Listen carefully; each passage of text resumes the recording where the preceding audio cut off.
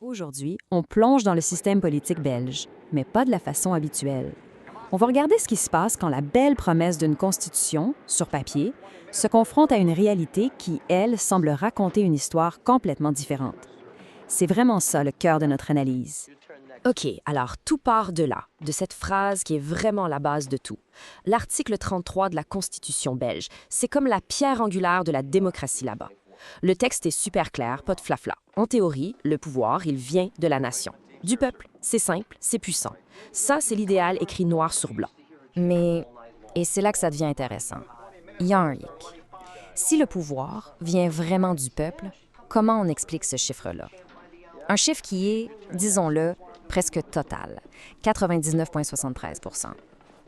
Ça, c'est la proportion des votes au Parlement qui suivent la ligne du parti. Pas la conscience du député, non, la ligne du parti. Notre analyse, elle commence exactement là, dans ce gouffre qui sépare la promesse de la réalité. Pour bien saisir ce paradoxe, il faut faire un petit retour en arrière, aux origines, à cette grande promesse de 1831, au moment où la Belgique s'est dotée d'une constitution qui était à l'époque vue comme la plus libérale de toute l'Europe. Bon, l'histoire de cette constitution, c'est pas un long fleuve tranquille. Il y a eu des grosses secousses. Une crise majeure, la question royale, qui a laissé des traces et a rendu le système, disons, un peu frileux face à l'idée de démocratie directe. Puis, pas moins de 6 réformes de l'État. Mais ce qui vous vraiment retenir ici, c'est que malgré tous ces changements, sur papier, les grands principes de 1831 sont toujours là, officiellement intacts. Et dans ces principes, il y en a un qui est absolument crucial. C'est l'article 42. En gros, il dit qu'un député, une fois élu, il représente toute la nation. Il doit voter selon sa conscience, sans recevoir d'ordre de son parti. En théorie, il est libre. Maintenant, mettons ça face à la réalité. Le Centre de recherche CRISP, une référence en la matière, dit que c'est carrément la disposition la plus violée de l'histoire belge. Parce que dans la vraie vie, un député qui ose voter contre son parti, eh bien, politiquement, c'est la fin pour lui. Alors, ça porte un nom, un système comme ça? Un système où la pratique est à des années-lumière de la théorie constitutionnelle? Oui, les experts ont un mot bien précis pour décrire ça. La particratie, c'est quoi? C'est un système où le vrai pouvoir, le pouvoir de décider, n'est plus au Parlement. Il est entre les mains des chefs de parti. Autrement dit, ce ne sont plus les représentants élus qui décident, mais bien les QG des partis politiques. Et cette citation du CRISP, elle frappe fort. Elle dit que les choix cruciaux sont davantage posés par les dirigeants des partis que par le Parlement. Les parlementaires et même les ministres deviennent de simples exécutants. C'est ça l'idée. C'est une inversion totale de la pyramide du pouvoir telle qu'imaginée par la Constitution. OK. Maintenant qu'on a le concept, on va y plonger. On va décortiquer le système morceau par morceau pour vraiment voir à quel point la théorie et la réalité sont deux mondes différents. Et on revient à ce chiffre, ce fameux 99,73 %. C'est la preuve par A plus B de ce contrôle absolu. Pensez-y, sur presque 14 000 votes étudiés sur une période de 25 ans, la dissidence, c'est quasiment zéro. Le Parlement, dans ce contexte, cesse d'être un lieu de débat pour devenir une sorte de chambre d'enregistrement. Et le gouvernement, lui, qui gouverne vraiment? La Constitution est claire. Le gouvernement doit rendre des comptes au Parlement. Mais dans la réalité, qui forme le gouvernement? C'est une affaire négociée en coulisses, exclusivement entre les présidents de partis. Et une fois le gouvernement en place, ce sont ces mêmes présidents qui tiennent les rênes, qui contrôlent leurs ministres et leurs députés. Encore une fois, la pyramide est à l'envers. Et les gens, dans tout ça, c'est peut-être là le plus grand paradoxe. D'un côté, le vote est obligatoire, on force la participation. Mais de l'autre, la Belgique est un des 4 seuls pays de l'Union européenne sans aucun mécanisme de référendum au niveau fédéral. Donc, les citoyens sont obligés de participer à un système qui, par sa structure même, ne leur permet jamais de décider directement. Leur vote sert surtout à légitimer le système et à donner de l'argent aux partis. C'est le carburant de la machine. Justement, parlons-en de ce carburant. Il y en a 2 types principaux qui font tourner la machine, l'argent et les postes. Voyons ça de plus près. Ça, c'est vraiment le nerf de la guerre, si on peut dire, l'argent. Ce qu'on voit ici, c'est que les partis politiques belges tirent environ 77 % de leurs revenus directement des subventions publiques, de l'argent des contribuables. Ça veut dire que leur survie financière ne dépend pas de leurs membres ou de leurs donateurs, mais bien de l'État, un État qu'ils dirigent. Et cet argent, il ne fait pas que passer, il s'accumule. On parle ici d'une richesse combinée de plus de 156,8 millions d'euros. C'est un record en Europe.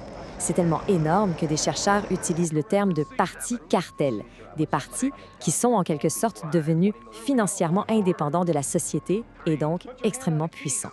Alors, comment ça marche en pratique, ce contrôle? C'est une boucle fermée. Étape 1, le président du parti décide qui sera sur la liste électorale. C'est lui qui donne les tickets d'entrée. Étape 2, une fois élu, le député doit son poste au parti, donc il vote comme le parti le lui demande. Étape 3, le président récompense la loyauté en distribuant les postes importants, que ce soit ministre ou dans la haute administration. Et la boucle recommence. C'est un système qui s'auto-alimente et qui, bien sûr, n'est décrit nulle part dans la Constitution. Maintenant, on pourrait se dire que c'est un peu partout pareil en Europe, cette professionnalisation de la politique. Mais quand on met la Belgique à côté de ses voisins, on s'aperçoit que le système belge est vraiment, vraiment unique en son genre. Regardons ça. Le référendum fédéral, interdit en Belgique alors qu'il est central en Suisse. Le financement public des partis, c'est près de 90 % en Belgique contre beaucoup moins ailleurs. La discipline de vote, on l'a vu, c'est presque 100 % alors que c'est plus nuancé chez ses voisins. À chaque fois, sur tous les critères importants, la Belgique se retrouve à une des extrémités du tableau. C'est un cas d'école. Et ce n'est pas juste un facteur, c'est la combinaison de tous ces éléments qui est unique. Prenez le vote obligatoire, ajoutez l'absence de référendum, une discipline de vote en acier et arrosez le tout d'un financement public massif. Ce cocktail-là, il crée un système qui n'a pas vraiment d'équivalent en Europe de l'Ouest. Bon, un système aussi particulier, ça doit bien avoir des conséquences concrètes, non? Et au final, quelle est la grande question que tout ça nous amène à poser? Une des conséquences, c'est celle-là. Un chiffre qui fait réfléchir. Plus de 10 000. C'est le nombre de décisions de justice contre l'État belge qui n'ont tout simplement pas été appliquées. L'Institut fédéral des droits humains lui-même parle d'une érosion de l'État de droit. C'est un gros signal d'alarme quand l'État, dirigé par les partis, semble se considérer au-dessus des décisions de ses propres tribunaux. Et pour résumer, voici une sorte de bilan de système, en quelques chiffres qui parlent d'eux-mêmes. D'un côté, on a des partis qui reçoivent plus de 108 millions d'euros par an d'argent public. On a un nombre impressionnant de représentants politiques. Et de l'autre côté, on a des réalités sociales comme un taux de pauvreté infantile de 44 % à Bruxelles ou 900 000 personnes en insécurité alimentaire. Et au milieu de tout ça, au Parlement fédéral, on trouve un seul député indépendant sur 150. Un seul. Tout ça nous ramène donc à la question finale, celle qui est posée par les analyses qu'on a consultées. À quel moment est-ce que le fossé entre la promesse de la Constitution et la réalité observée devient si grand qu'un régime cesse d'être une démocratie pour devenir autre chose? C'est une question ouverte, une question qui fait réfléchir, et on va la laisser là. Imaginons une démocratie où les députés, le jour de leur entrée en fonction, prêtent un serment hyper solennel. Ouais, le grand serment classique. C'est ça. Ils jurent de garantir leur indépendance totale, de ne représenter que la nation, d'être des libres penseurs, tu sais? La belle théorie démocratique. Exactement. Mais, dans les faits, quand on regarde les vraies statistiques, 99,7 % du temps, ces mêmes élus votent exactement selon les directives de leur patron politique. C'est un chiffre qui donne le vertige, hein? Tellement. Aujourd'hui, on se penche sur un pays où ce grand écart, c'est pas un bug dans le système. C'est le système tout entier. C'est un paradoxe fascinant. On a souvent tendance à analyser les institutions politiques en regardant les textes officiels. Ouais. Un peu comme on lirait les plantes d'architecture d'un bâtiment, mettons. Mais la réalité du terrain, la façon dont le pouvoir s'exerce au quotidien, c'est vraiment une autre histoire. Fait que c'est exactement ce qu'on va faire dans notre grande analyse d'aujourd'hui. On plonge tête première dans une dissection du système politique belge. Absolument. Et on a du matériel solide pour ça. Ben oui, on s'appuie sur une montagne de documents, notamment les travaux super exhaustifs du CRISP. Le Centre de recherche et d'information sociopolitique, ouais. Exact, avec plusieurs autres analyses institutionnelles. La mission de cette exploration en profondeur, pour quiconque écoute ceci, c'est de comprendre comment un pays est passé d'une théorie démocratique idéalisée en 1831 à la réalité très pragmatique et parfois cynique de ce qu'on appelle la particratie. Et le terme particratie est lourd de sens. On va observer un système où le droit public, la loi telle qu'elle est écrite, elle a été silencieusement remplacée. Par quoi au juste? Par la loi des partis politiques, tout simplement, on va évaluer le pouvoir réel de ceux qui dirigent ces partis et surtout analyser les risques de radicalisation qui guettent une population qui se sent déconnectée. C'est un gros programme. Fait comment on est passé d'un système conçu pour des libres penseurs à une véritable machine à entériner des décisions? Ça s'est pas fait en un claquement de doigts. Il faut remonter à ce fameux manuel de base, la Constitution belge de 1831. À l'époque, c'était vu comme un chef-d'œuvre libéral en Europe, non? Ouais, sur papier. Mais on s'entend que le concept de liberté de 1831 était, disons, très exclusif. Genre, à quel point exclusif? Extrêmement. La démocratie de 1831, elle était strictement censitaire. Ça veut dire que pour avoir le droit de glisser un bulletin de vote dans l'urne, il fallait payer un certain niveau d'impôt, le fameux cens. Fait que c'était réservé aux riches. Totalement. Concrètement, si on regarde les chiffres, il y avait seulement 11 personnes sur 1000 qui avaient accès au vote. Attends, 11 sur 1000?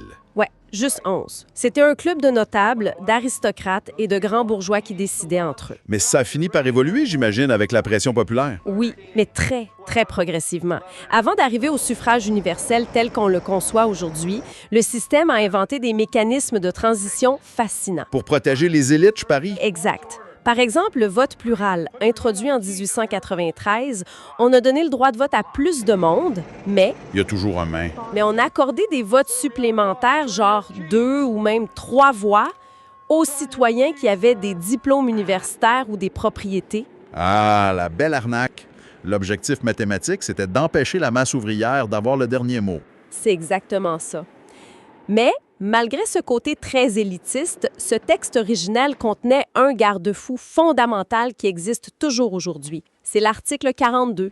C'est celui qui interdit le mandat impératif, c'est ça? Ouais. La logique, c'est qu'un député élu représente la nation tout entière. Pas son parti, pas son syndicat, même pas juste ses électeurs locaux. Il est censé être intouchable. OK, décortiquons ça une seconde, parce qu'en lisant ces notes, j'arrêtais pas de penser aux fameux termes et conditions quand tu télécharges une application. Comment ça? Ben, tu sais, on jure tous solennellement d'avoir lu les termes, on clique sur « Accepter » sans même regarder. Ouais, personne lit ça. C'est pareil ici.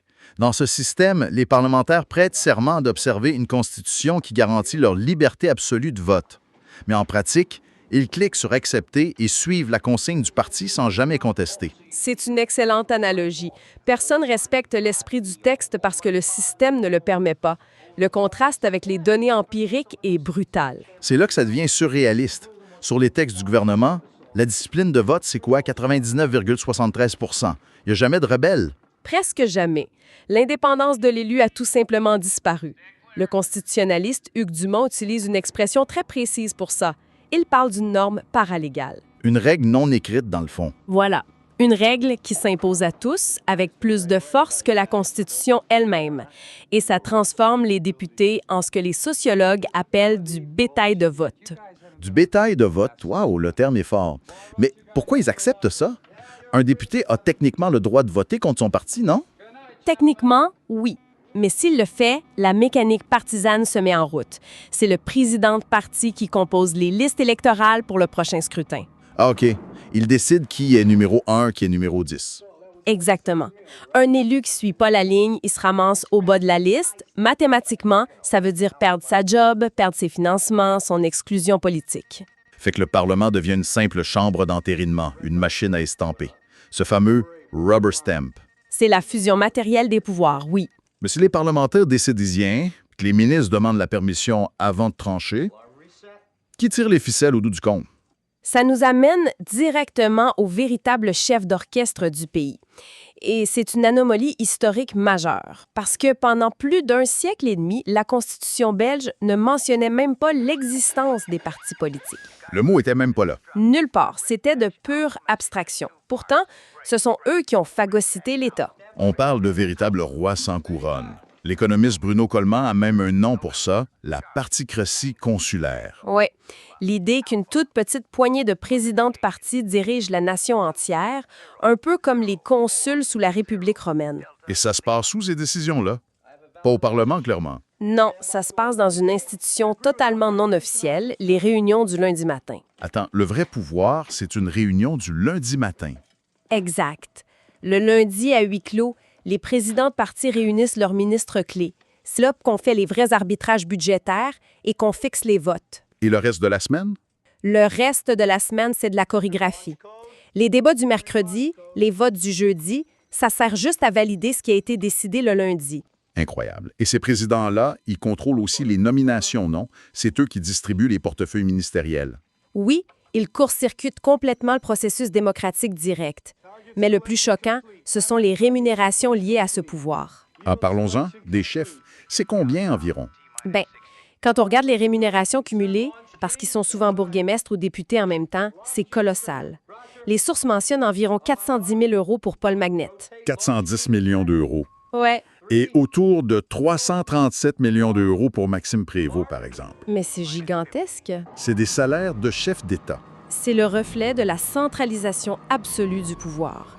Et c'est blindé par le financement public. Les lois de 1989 et 2005 leur versent près de 108,7 millions d'euros par an. 108 millions de fonds publics. Ben, voyons donc. Et le pire, c'est que c'est calculé sur les résultats antérieurs. Ça donne aux partis établis des trésors de guerre monumentaux. Ça asphyxie n'importe quel nouveau mouvement citoyen qui voudrait se lancer. OK, mais je vais faire l'avocat du diable 2 secondes. Je me mets à la place de notre auditoire. Quelqu'un pourrait se dire, ouais, c'est hyper centralisé, mais ces partis-là ont quand même été élus par la population. C'est l'argument classique, l'accord de gouvernement. Après les élections, les présidents s'enferment pendant des mois pour négocier un contrat hyper précis. Un contrat de centaines de pages, souvent. Oui, et une fois signé, ce contrat prime sur la loi. Ça confisque tout le débat post-électoral. Un député a plus le droit de changer une virgule, sinon il fait tomber le gouvernement. Fait qu'au nom de l'efficacité, on tue le débat démocratique public. Exactement. C'est là que le bas blesse. C'est ici que ça devient vraiment intéressant. Sachant à quel point c'est antidémocratique sur papier. Comment ça se fait que le système belge n'a pas explosé en vol depuis le temps? CRISP. Historiquement, la société est profondément fracturée. Tu parles de fractures religieuses, linguistiques. Tout ça. Il y a 3 grands clivages. L'Église contre l'État, les possédants contre les travailleurs et le centre francophone contre la périphérie flamande. Et ça a créé la fameuse pilarisation de la société, c'est ça? Oui. Les piliers catholiques, socialistes, libéraux. Imagine vivre toute ta vie dans un silo. Tu nais dans une maternité socialiste, tu vas à l'école socialiste, un syndicat socialiste jusqu'à ta tombe. Wow! Tu sais à quoi ça me fait penser? C'est comme une métaphore médicale. L'État belge, c'est un patient qui fait un rejet de greffe majeur à cause de ses divisions internes. L'analogie est très bonne, oui. Puis ce système de particratie, ces négociations secrètes en président de parti, c'est comme un immunosuppresseur hyper puissant qu'on lui donne. C'est ça, ça le maintient en vie. Ça empêche la rupture de l'État, oui. Mais ça détruit complètement son système immunitaire naturel, c'est-à-dire le libre débat parlementaire. C'est brillant. C'est ce qu'on appelle la démocratie consociationnelle. Le CERN, le comité ministériel restreint, agit comme un mécanisme pour empêcher la violence. C'est fonctionnel, ça empêche la guerre civile. Mais il y a une sacrée contrepartie à ça. La machinerie est devenue complètement folle avec le fédéralisme asymétrique. Ouais, la fameuse politique du gaufrier. Ah, explique-nous ça, le gaufrier. C'est pas juste pour les desserts. Non, pas du tout. L'idée, c'est que pour maintenir la paix communautaire, chaque dépense devait être symétrique. Si tu construis une route en Wallonie francophone, tu dois financer un projet équivalent en Flandre, même s'il n'y a pas de besoin. C'est absurde. Le résultat, c'est un pays qui est une machine à distribuer du pouvoir. On parle d'environ un mandataire pour 368 habitants. Un élu pour 368 personnes, c'est énorme. C'est un système hermétique où les dirigeants sont coupés de la société civile qu'ils sont censés représenter. Et c'est là que les effets secondaires de notre traitement de choc apparaissent. Une machine institutionnelle qui tourne en vase clos, ça crée de la frustration. Et les gens finissent par chercher d'autres exutoires, ce qui menace l'édifice tout entier. Surtout avec ce fameux paradoxe de l'électeur, n'oublions pas que le vote est obligatoire en Belgique. C'est vrai, sous peine d'amende en plus. Fait qu'on oblige les citoyens à légitimer une machine conçue pour les ignorer le lendemain de l'élection. Exactement. Et comme ce système est coincé dans le court-termisme électoral, il est incapable de gérer les crises à long terme comme l'écologie ou l'économie. C'est la polycrise. Et logiquement, ce ressentiment-là, ça nourrit la montée des extrêmes. Oui. Les données objectives viennent ça. On voit un ancrage profond du Vlaams-Belang, un parti d'extrême droite en Flandre, et de l'autre côté, une montée du PTB, la gauche radicale, un peu partout. Et face à ça, les partis traditionnels répliquent avec le cordon sanitaire. Tout à fait, l'idée de bloquer complètement l'accès au pouvoir à l'extrême droite. Mais mathématiquement, ça crée une distorsion majeure. Lors des formations de gouvernement, parfois un tiers des votes flamands sont rendus, disons, non grata. C'est énorme. Alors, face à ce mur, la réaction citoyenne fait quoi? De l'abstentionnisme ou du populisme?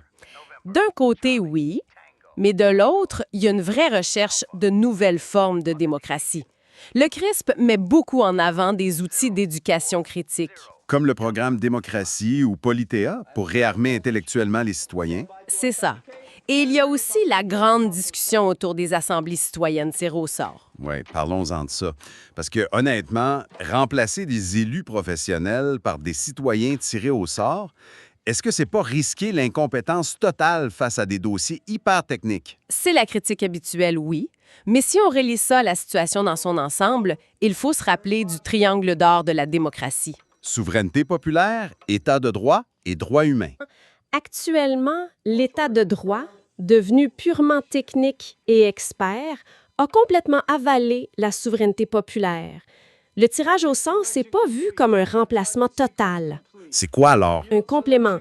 C'est une tentative désespérée de réinjecter de la souveraineté populaire, de l'oxygène dans une machine technocratique. Tout un voyage. Si on synthétise notre grande analyse d'aujourd'hui, on est parti d'une constitution de 1831 très idéalisée pour arriver à une véritable prise d'otage du pouvoir par les consuls des partis. Ouais. Une particratie qui était historiquement nécessaire pour éviter la scission du pays, mais qui aujourd'hui nous frappe en pleine face avec le mur de la radicalisation citoyenne. D'ailleurs, les textes du CRISP parlent carrément de l'ère du post-parlementarisme. le diagnostic est très clair là-dessus. Ce qui m'amène à une toute dernière réflexion pour clôturer ça. Une piste un peu provocatrice, mettons. Je t'écoute. On vient de voir que ces partis politiques sont financés à hauteur de 109 millions d'euros par an par des fonds publics. C'est exact. Et on a vu qu'ils contrôlent toute la chaîne de l'État. Est-ce qu'on ne devrait pas arrêter de les considérer comme des associations citoyennes indépendantes? Ne sont-ils pas devenus, de facto, des agences gouvernementales à part entière? C'est une excellente question. Et si c'est le cas, est-ce qu'il ne faudrait pas les soumettre aux mêmes règles de transparence et d'audit hyper strictes que n'importe quel autre ministère public? Ça, c'est une question qui va certainement faire réfléchir plus d'un politologue et probablement donner des sueurs froides au président de parti. C'est clair. Mais merci d'avoir exploré tout ça avec nous et merci à notre auditoire de nous avoir suivis dans cette exploration en profondeur. C'était un plaisir. À bientôt. 7, 6, 5. Sir, we have a launch order. 3, Put your hand on the keys, sir. 1. Launch. Sir, we are at launch. Turn your keys. Sorry, I'm so sorry. Bienvenue à The Debate. Imaginez un pays qui a fonctionné pendant 541 jours consécutifs sans aucun gouvernement officiel. Sans aucun, c'est quand même fou. Ouais, aucun premier ministre de plein exercice, aucune coalition formelle au Parlement. Sur papier, ça ressemble à l'anarchie totale. Absolument. Et pourtant, pendant ces 541 jours, les trains roulaient à l'heure, les impôts étaient perçus, les écoles fonctionnaient, puis l'économie tournait, le pays s'est pas effondré. Ce pays, on le sait, c'est la Belgique. C'est un record du monde qui fascine, effectivement, mais sous cette apparente résilience administrative, il y a une mécanique beaucoup plus sombre. Exact. Et c'est la tension au cœur de notre échange d'idées aujourd'hui. D'un côté, on a une constitution rédigée en 1831 qui était vue à l'époque comme le summum du libéralisme européen. Un texte vraiment avant-gardiste. Ouais. Elle consacrait la souveraineté de la nation puis l'indépendance totale des élus. Mais de l'autre côté, on a la réalité d'aujourd'hui, un système où le pouvoir semble entièrement concentré entre les mains de quelques présidents de partis politiques. Une concentration extrême, oui. Fait que la question centrale de notre grand dialogue, c'est est-ce que cette dérive vers une hyperpuissance des partis, c'est une adaptation fonctionnelle puis pragmatique absolument nécessaire pour maintenir l'unité d'un pays hyper complexe ou est-ce que c'est une violation illégitime et dangereuse de la Constitution démocratique? La question est posée, oui. Pour ma part, je défends l'idée que ce système-là, même s'il est en rupture totale avec les plans d'origine de 1831, bien, il possède une véritable légitimité fonctionnelle. C'est ce qu'on appelle le consociationalisme, un compromis pragmatique indispensable pour éviter la fracture. Et moi, je soutiendrais que cette mécanique n'a plus rien d'une simple adaptation. En fait, la Belgique souffre d'un déficit démocratique majeur. Ce qu'on observe, c'est l'émergence d'une oligarchie partisane qui bafoue les principes fondamentaux de l'État de droit. Rien de moins. Oui. Et ça réduit le citoyen à un simple rouage arithmétique, un carburant électoral. OK, bien, plongeons tout de suite dans le vif du sujet. En préparant notre émission, je lisais des notes du CRISP, le Centre de recherche et d'information sociopolitique. Ah oui, excellente source. Et ce qui saute aux yeux, c'est que la Constitution de 1831, aussi brillante soit-elle, avait pas du tout prévu la complexité de la société belge moderne.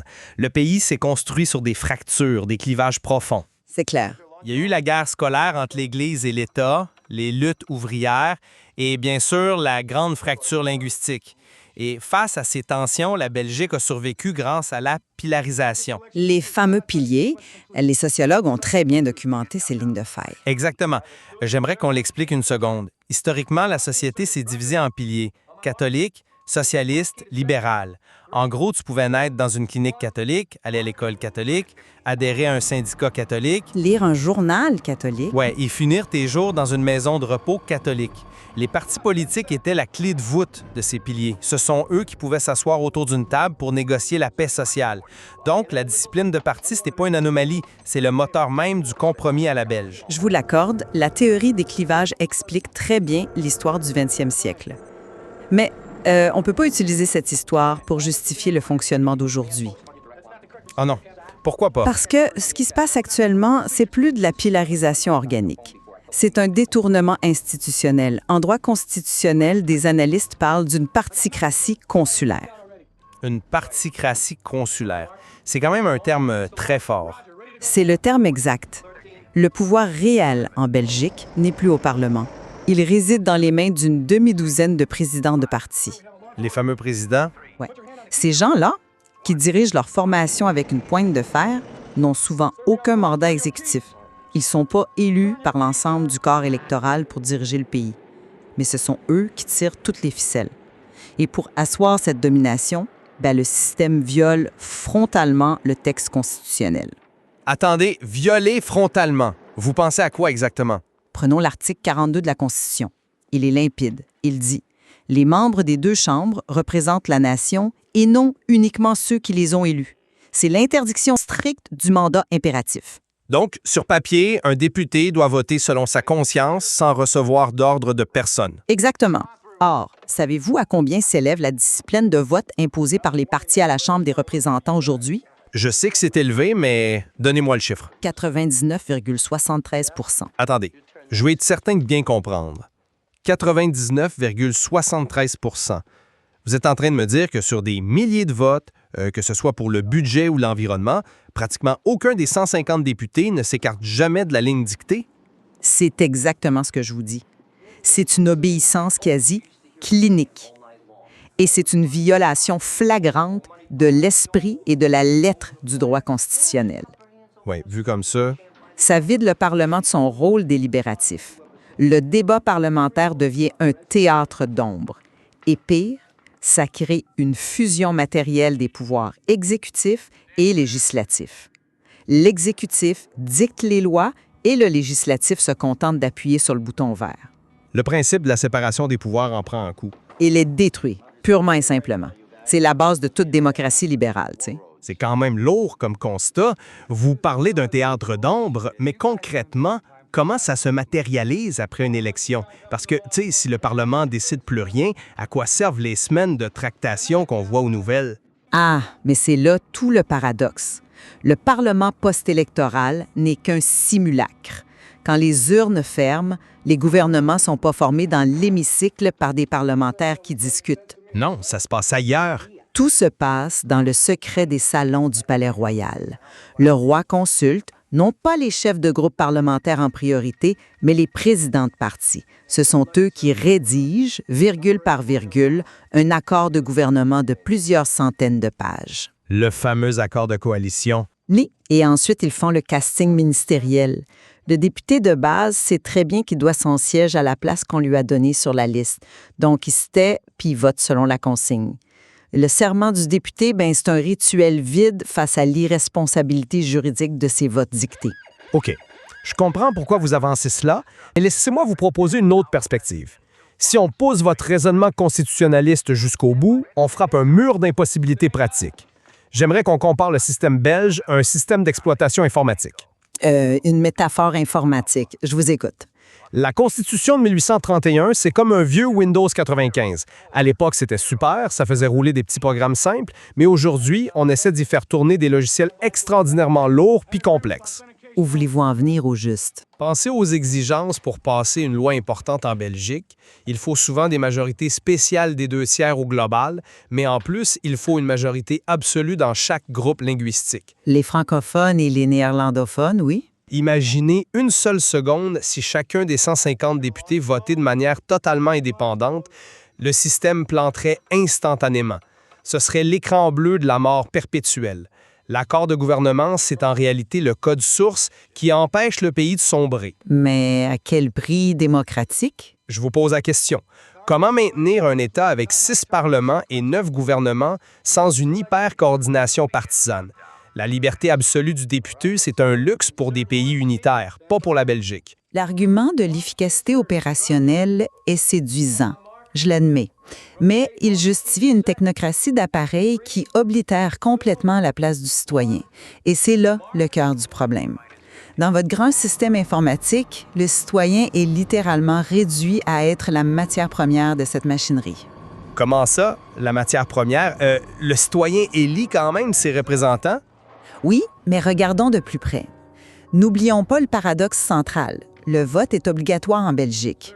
L'État force le citoyen à se déplacer pour légitimer un système conçu pour l'ignorer par la suite. L'ignorer, c'est un grand mot. En Belgique, le financement public des partis représente environ 87 % de leurs revenus. Et c'est calculé au nombre de voix. Donc, on oblige le citoyen à voter pour remplir les caisses de structures privées, les partis qui confisquent le pouvoir. C'est sûr que, vu sous cet angle, la mécanique financière a l'air un peu cynique. Et ça ne s'arrête pas là. Une fois le vote passé, le citoyen n'a plus aucun levier. Le référendum décisionnel fédéral n'existe pas, bloqué depuis la question royale de 1950. Il y a quand même des innovations participatives, non? Ouais, des petites innovations comme le Conseil citoyen en communauté germanophone. Mais ce sont de belles vitrines purement consultatives. Elles n'ont aucun pouvoir contraignant face aux appareils de parti. Je vous entends, mais je trouve que c'est une lecture très pessimiste. On s'entend là-dessus, le concept même de représentation a évolué.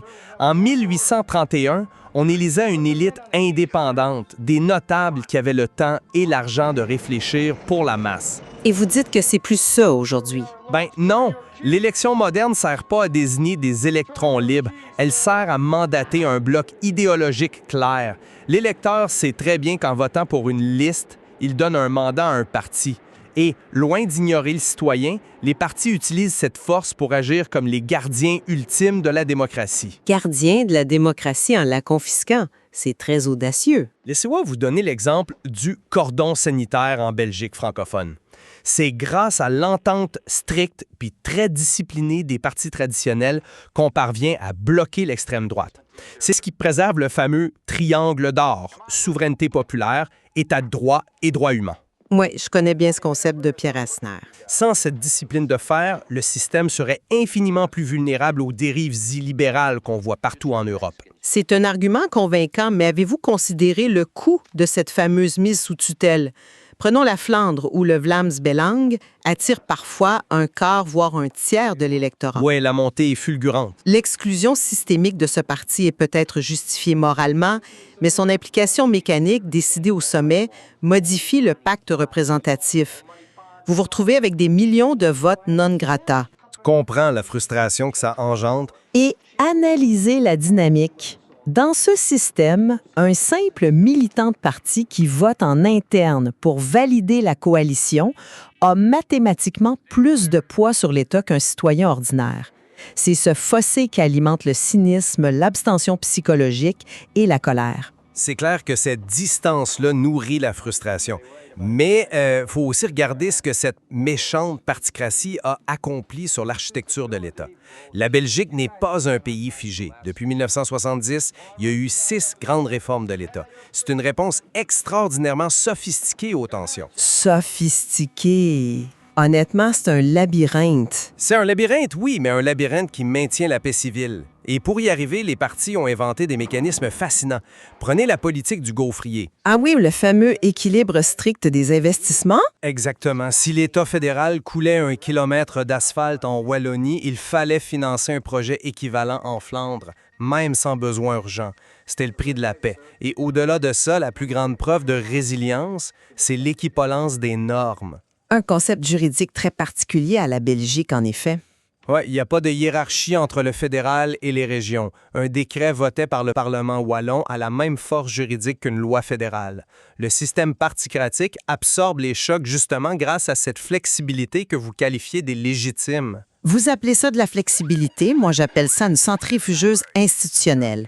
Ces réformes ont accouché d'un monstre bureaucratique, une machine à distribuer des mandats.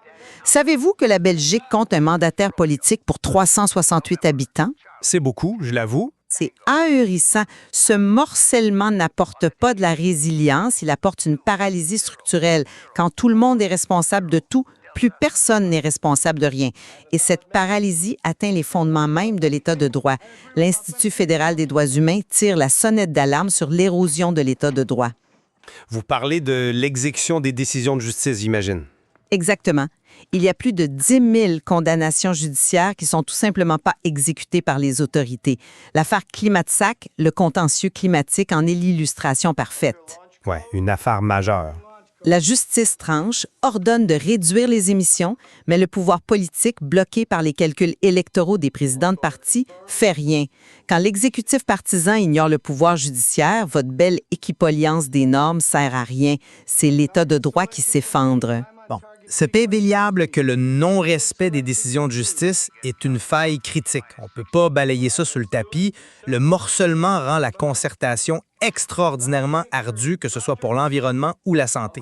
C'est le moins qu'on puisse dire. Mais pour synthétiser ma perspective aujourd'hui, je vous dirais qu'il faut juger l'architecture belge par ses résultats dans un contexte presque impossible. La particratie consulaire est esthétiquement imparfaite, c'est certain. Très imparfaite. Mais face à la profondeur des fractures belges linguistiques, économiques, je maintiens que ce système représente une forme avancée et vitale de concessionalisme. Les présidents de parti sont le ciment d'un édifice qui, sans eux, se serait effondré depuis des décennies. Au final, la maison tient debout. Et pour synthétiser ma position, je réitère ce principe. La stabilité, aussi confortable soit-elle, remplace jamais la constitutionnalité. Le vol manifeste du pouvoir législatif par une poignée de dirigeants non élus pour gouverner crée une distance toxique avec la population. Une distance qui est dangereuse. Oui. Absolument. On ne peut pas perpétuellement justifier le contournement des textes fondateurs sous prétexte que sinon la machine va planter. À long terme, ignorer les règles finit par détruire la confiance publique qui est le véritable ciment de la démocratie. Il est clair qu'on touche ici au nerf de la guerre. C'est le grand défi de la démocratie belge. Comment réconcilier le texte fondateur, le de jure, avec la réalité implacable du pouvoir sur le terrain, le de facto? Tout à fait. Et pour nos auditeurs, je pense qu'il est évident que l'architecture belge, c'est un laboratoire à ciel ouvert. Ça nous montre les limites et les paradoxes de nos propres démocraties représentatives, peu importe où on vit. Absolument. L'édifice belge tient encore debout, mais la visite de ses fondations montre à quel point les locataires ont dû faire preuve de créativité ou de contournement, selon le point de vue. Merci d'avoir été là pour cet échange d'idées. Continuez à questionner les rouages de vos institutions, car la vraie mécanique du pouvoir est rarement celle qui est écrite sur les plans. Au revoir et à la prochaine.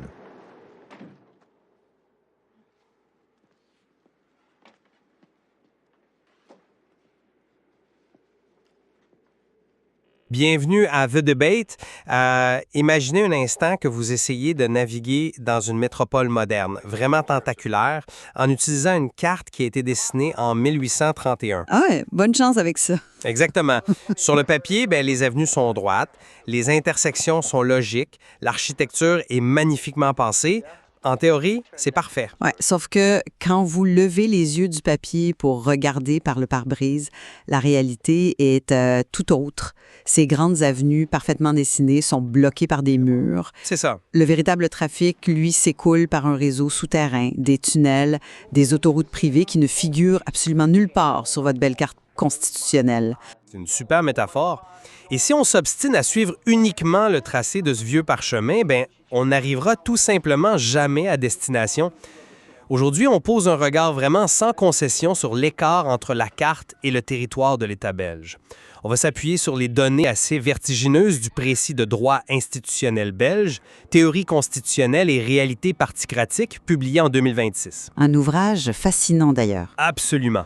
La question centrale qui nous anime est la suivante. Les institutions démocratiques belges sont-elles encore efficaces ou ont-elles été irrémédiablement vidées de leur substance par ce qu'on appelle la particratie?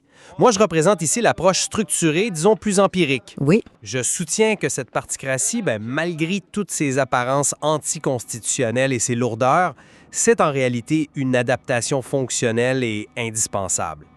C'est le moteur caché qui permet à un État fédéral profondément divisé de survivre et surtout de prendre des décisions. Et moi, je défends la position inverse. Je suis désolée, mais pour moi, ce système a dangereusement muté. Nous faisons face à ce que les politologues appellent un post-parlementarisme toxique, une véritable démocratie. Démocratie, le mot est fort. Ben oui, c'est un système où une poignée de présidents de partis qui sont non élus à ces postes-là confisquent le pouvoir. Ils violent systématiquement l'esprit de la Constitution de 1831 et ils créent un terrain extrêmement fertile pour la radicalisation citoyenne. Bon, entrons tout de suite dans le vif du sujet. Fait que ma perspective s'ancre dans un réalisme politique qu'on ne peut, selon moi, tout simplement pas ignorer. Faut se remettre dans le contexte. La Constitution belge de 1831, c'était brillant. Pour l'époque, ouais. C'était le texte le plus libéral d'Europe. Mais ce texte ne peut plus à lui seul gérer la complexité d'un pays moderne qui a traversé, je le rappelle, 6 réformes de l'État. On parle d'un pays fragmenté par des clivages linguistiques, philosophiques et socio-économiques profonds. Ça, je te l'accorde, la fragmentation est réelle. Fait que si on regarde la théorie d'Arène Liffard sur la démocratie consociationnelle, qui est vraiment le cœur conceptuel de notre matériel source, on comprend comment ça marche. Dans une société aussi divisée, la stabilité repose entièrement sur la coopération des élites. C'est le principe même. Oui, mais... Attends, juste pour finir là-dessus, ces élites aujourd'hui, ce sont les chefs de parti. La discipline de parti qu'on décrit tant, c'est pas une dérive autoritaire, c'est la condition de survie de l'édifice fédéral. Sans les accords âprement négociés en coulisses, le système serait paralysé. Bref, la particratie, c'est le prix à payer pour la paix institutionnelle. Je l'aborde sous un autre angle, tu sais. Si la survie de l'État exige de violer systématiquement sa propre constitution, alors c'est plus une démocratie fonctionnelle, c'est une prise d'otage institutionnelle. Prise d'otage? Oui, la fracture béante entre la promesse de 1831 et la réalité empirique, elle est indéfendable. La théorie de Lichfard, elle est très belle pour expliquer les années 70, mais regardons les chiffres actuels. On n'est plus dans un simple aménagement pragmatique, là. On est entré dans la logique du parti cartel décrit par des chercheurs comme Katz et Maire. OK, le cartel. Et comment ce cartel se maintient-il? Par l'argent. Il faut savoir que ces partis s'allouent 108,7 millions d'euros de fonds publics chaque année. C'est un chiffre qui frappe, c'est sûr. Et ils ont amassé un patrimoine cumulé de près de 157 millions d'euros. Le but de cet argent, c'est pas de faire vivre la démocratie, c'est de créer une barrière à l'entrée infranchissable pour tout nouveau mouvement citoyen. Et pendant ce temps, les institutions constitutionnelles, notamment le Parlement, sont réduites à de simples chambres d'entérinement.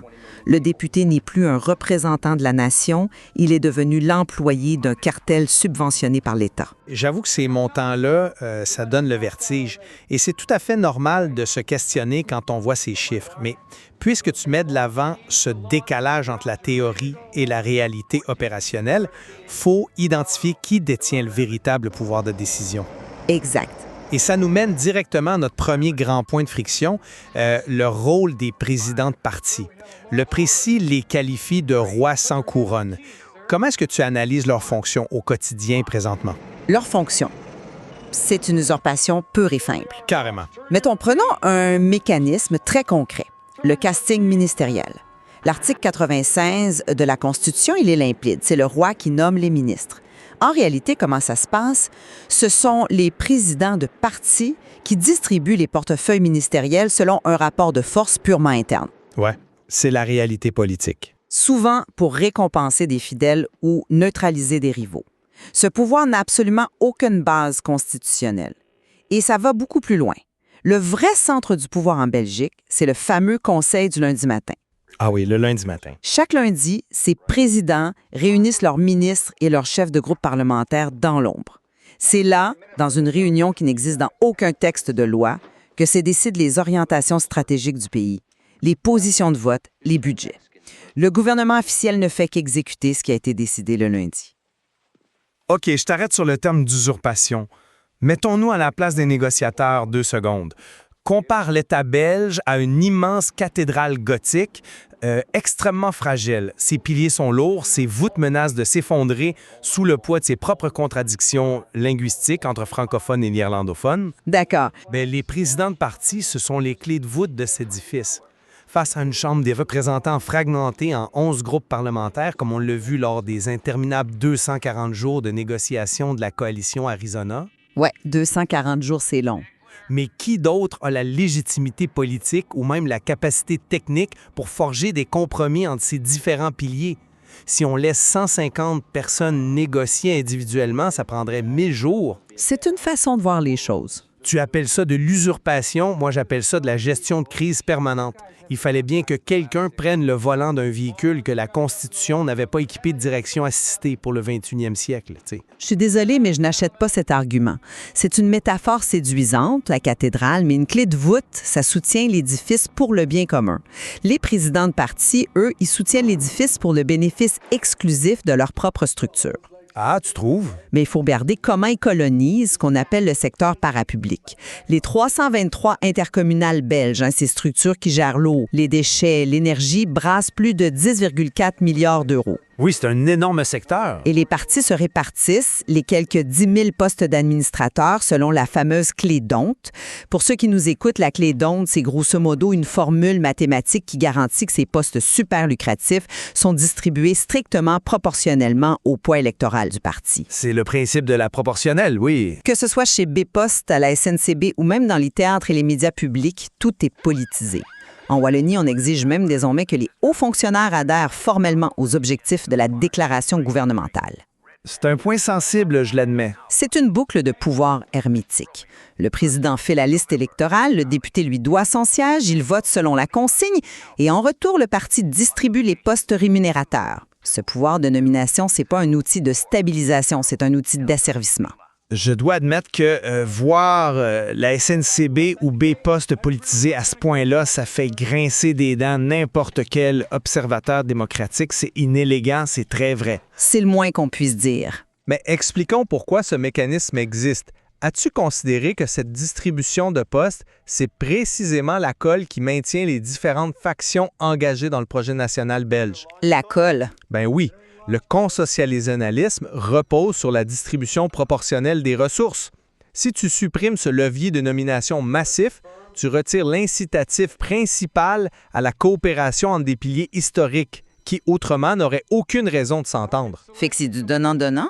L'argent et les postes agissent comme une force centripète qui empêche le pays d'éclater. Cela dit, je t'accorde que ce contrôle absolu des présidents de parti se manifeste de manière très brutale dans l'enceinte même qui est censée les contrôler, le Parlement. Exactement. Et c'est là que réside ce que j'appelle le serment trahi. Chaque député qui entre en fonction lève la main droite et jure d'observer la Constitution. Or, l'article 42 de cette Constitution est très clair. Il interdit formellement le mandat impératif. C'est vrai. Le député est censé être libre de toute consigne pour représenter la nation entière, pas son parti. Pourtant, que nous disent les données de l'étude de Frédéric Verloden sur plus de 13 000 votes parlementaires? La discipline de parti atteint 99,73 %. Les chiffres sont ahurissants. C'est un chiffre soviétique. Sur 150 députés à la Chambre, on compte un seul indépendant, Jean-Marie Dedecker. Et que dire de l'absentéisme en commission parlementaire qui frôle les 30 %? C'est problématique. La logique est tragiquement simple. Pourquoi un député perdrait-il son temps à siéger, à écouter des experts, à délibérer avec l'opposition, alors que son vote a déjà été dicté la veille au soir par le bureau de son parti? Le Parlement n'est plus un lieu de débat, c'est un théâtre d'ombre. C'est frappant. 99,73 %, on ne peut pas le nier. Et en tant que citoyen, ça heurte nos idéaux. Mais il faut faire la part des choses entre l'obligation légale et la réalité politique. Le mandat impératif juridique n'existe effectivement pas en Belgique. Non, en effet. Si un député décide de voter contre son parti, il ne peut pas être traîné en justice, il ne perd pas son siège immédiatement, son mandat lui appartient. Mais politiquement, il est mort. Exact. Cette discipline est imposée par la logique de survie politique. C'est une convention paralégale, comme le souligne très bien le constitutionnaliste Hugues Dumont. Mais poussons l'exercice de pensée, mettons. Que se passerait-il si on laissait 150 consciences individuelles voter librement, au gré de leurs humeurs, sur des budgets fédéraux complexes? Ce serait le débat démocratique. Ou pire, sur des réformes impliquant des majorités spéciales et le fameux veto communautaire où les francophones et néerlandophones doivent s'entendre. Le pays sombrerait instantanément dans une ingouvernabilité totale. Exiger cette discipline, c'est pas un caprice de tyran, c'est la seule façon de garantir qu'un compromis fragile, négocié pendant 240 jours, ne soit pas torpillé par 3 francs-tireurs le jour du vote. Je suis pas convaincu par cette défense de l'ingouvernabilité. Tu présupposes que le pire des maux, c'est la lenteur ou l'instabilité parlementaire. Et pour toi, c'est quoi? Le pire des maux, c'est de vider la démocratie de sa substance en prétendant qu'elle fonctionne toujours. Comment cette discipline est-elle obtenue? Le CRISP, le Centre de recherche et d'information sociopolitique, identifie très bien ces mécanismes. Ça va de la simple loyauté idéologique à la coercition pure et dure. La coercition, le mot est pesé. Oui, la menace de ne pas être élu, d'être relégué à une place non éligible sur la prochaine liste électorale, c'est de l'extorsion politique. Et on le voit même sur les questions éthiques. Sur l'éthique, c'est vrai que ça a changé. Historiquement, les votes sur l'avortement ou l'euthanasie étaient laissés à la libre conscience des députés. C'était la soupape de sécurité. Mais récemment, sur l'extension de l'IVG à 18 semaines, on a vu la logique de bloc et les vétos de partis réapparaître brutalement. Le député n'est plus un législateur, c'est un simple soldat dans une tranchée partisane. OK, mais ça m'amène à une question beaucoup plus troublante. Si le Parlement est complètement neutralisé par cette discipline de vote, comme tu viens de l'illustrer, qui surveille l'État quand il dérape? C'est ça le problème. Tu as soulevé dans tes recherches que cette logique de circuit fermé a des conséquences directes sur l'État de droit et sur les citoyens eux-mêmes. Comment tu relis cette obéissance parlementaire au risque de radicalisation dont on parlait en introduction? Le lien est d'une clarté effrayante, honnêtement. Et c'est là que le système montre sa toxicité. Quand l'État est confisqué par des cartels partisans, l'impunité s'installe. Regardons les données de l'Institut fédéral des droits humains. On parle de plus de 10 000 jugements non exécutés par l'État belge depuis 2022. 10 000? C'est massif. La majorité concerne l'accueil des demandeurs d'asile. La Cour européenne des droits de l'homme dénonce même une carence systémique. Et pourquoi l'État ne paie-t-il pas ou n'agit-il pas? Parce que les ministres refusent. Ouais. Et qui pourrait forcer ces ministres à respecter la loi? Le Parlement. Sauf que les députés de la majorité votent selon la consigne des présidents de parti, qui sont les mêmes qui soutiennent les ministres. C'est l'illustration parfaite du conflit d'intérêts. C'est comme la fameuse affaire Mujamangango. Ah oui, cette affaire-là. La Cour a dû rappeler à l'ordre la Belgique parce que le Parlement agissait comme juge de la validité de ses propres élections. Les élus se jugent eux-mêmes. Je te l'accorde. La non-exécution de ces 10 000 jugements est une faille béante. C'est indéfendable sur le plan moral, je ne vais pas essayer de le justifier, mais attention à ne pas jeter le bébé avec l'eau du bain. Le système génère quand même ses propres anticorps. Ah oui, lesquels? Dans l'affaire Climat-Sac pour inaction climatique. Le simple fait que ces condamnations existent, qu'elles fassent l'objet de rapports publics et que les astreintes s'accumulent, ça prouve que le pouvoir judiciaire et les institutions de contrôle ne sont pas, eux, inféodés aux partis. Les tribunaux font leur travail, le contre-pouvoir institutionnel tient bon, même si l'exécution politique est lente. Il tient bon sur le papier, hein? Mais à quoi faire un jugement s'il n'est jamais exécuté par le politique? Marcian Schutzmans de l'IFDH le dit très bien, les autorités publiques doivent donner l'exemple. Si l'État ignore la loi, pourquoi le citoyen la respecterait-il? Je vois ton point. Et ça nous amène au citoyen belge qui vit un paradoxe invraisemblable. D'un côté, le vote est obligatoire en Belgique. On force le citoyen constitutionnellement à se déplacer pour légitimer le système. De l'autre, on lui interdit catégoriquement d'avoir son mot à dire sur des enjeux précis, car la Constitution interdit le référendum décisionnel. Ouais, le référendum, c'est tabou. Le citoyen est littéralement réduit à être un carburant arithmétique. Sa seule utilité est de générer les pourcentages qui vont calculer les millions de dotations allouées aux partis. Pendant qu'on le réduit au silence, l'article 23 de la Constitution qui garantit le droit à une vie digne est détricoté par l'accord Arizona avec des coupes massives dans les soins de santé et le chômage. Un système sourd aux tribunaux et aveugle à la détresse sociale, c'est l'autoroute vers la radicalisation. Il faut quand même réaliser que le refus du référendum en Belgique, c'est pas juste un caprice d'une caste politique qui voudrait protéger ses privilèges. C'est ce que j'appellerais un vaccin constitutionnel. Un vaccin? Ouais, expliquons pourquoi. L'histoire belge est marquée par le traumatisme de la question royale de 1950. À l'époque, on a organisé une consultation populaire pour savoir si le roi Léopold III devait revenir sur le trône. C'était une époque très tendue, en effet. Exact. Et le résultat a montré une fracture absolue. La Flandre votait massivement oui, la Wallonie votait massivement non.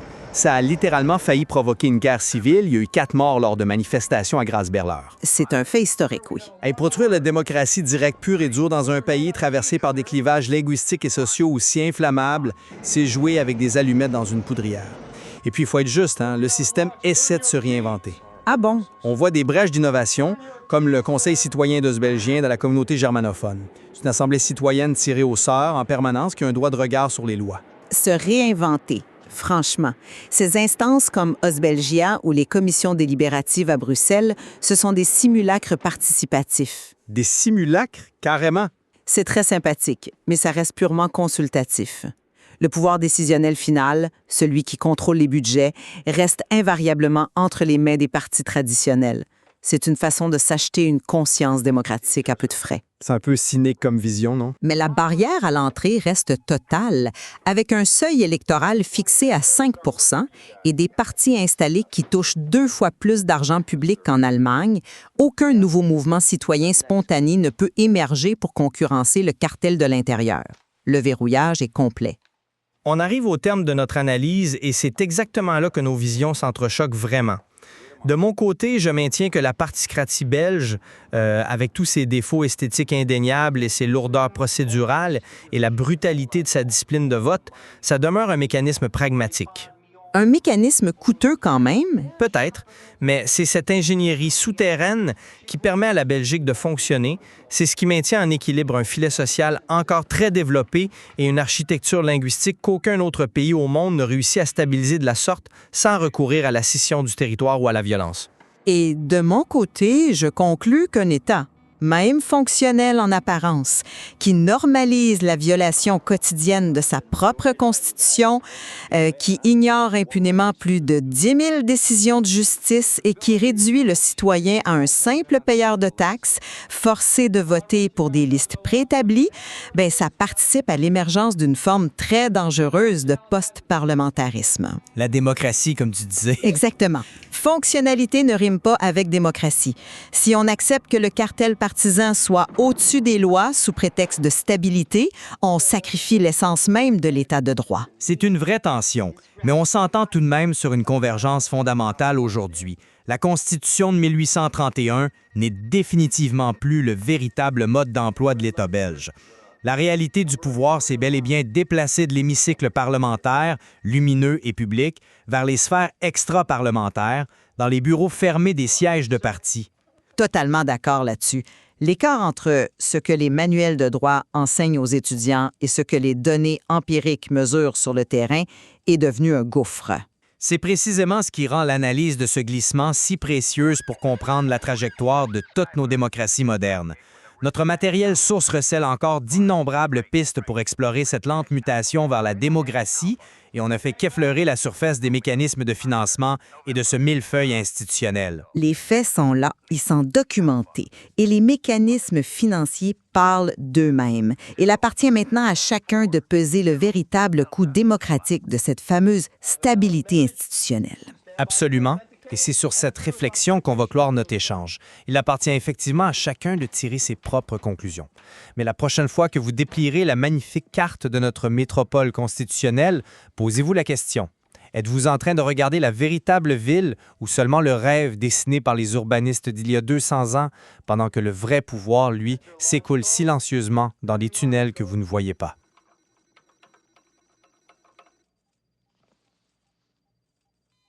Launch order confirmed. Holy shit.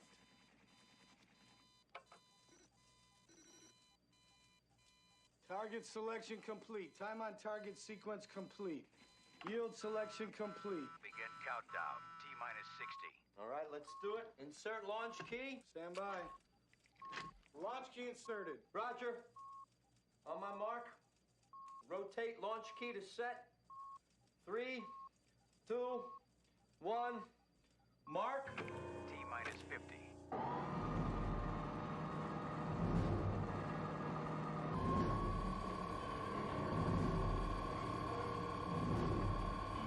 Roger, that's set.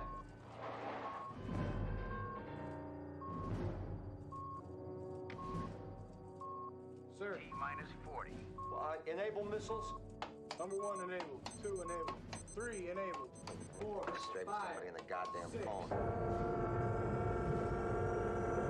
7, 8, 9, 10. All missiles enabled. Minus 30. Get me wing command post on your direct line. That's not the correct procedure, Captain. SAC? Try SAC headquarters on the HF. That's not the correct procedure. Screw the procedure. I want somebody on the goddamn phone before I kill 20 million people.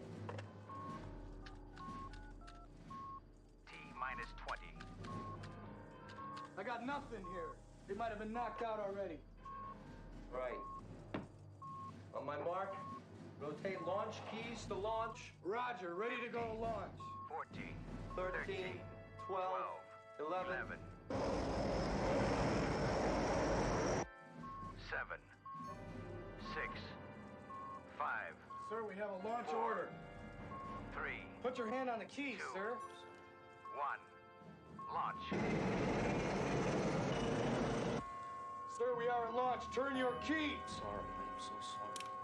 Turn your keys, sir.